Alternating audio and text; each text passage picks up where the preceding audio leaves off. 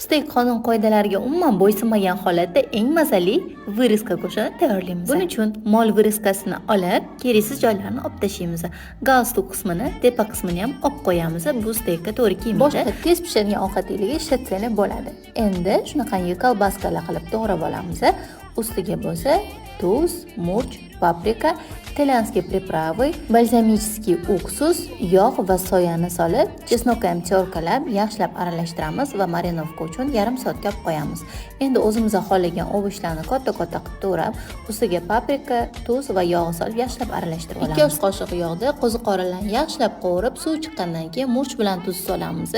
Suvlar tortilgandan keyin qaymoqni aralashtirib 2-3 minut qaynatib olamiz. Qaynoq qizib turgan shunaqangi skavorotkaga go'shtlarimizni solib, ikki tomonini yaxshilab qizartirib, ustidan sariyog'ni solib, pastroq olovda yetiltirib pishirib olamiz. Ishoning, bu steakdan keyin eringiz umuman ko'chadan steak yemaydigan bo'ladi.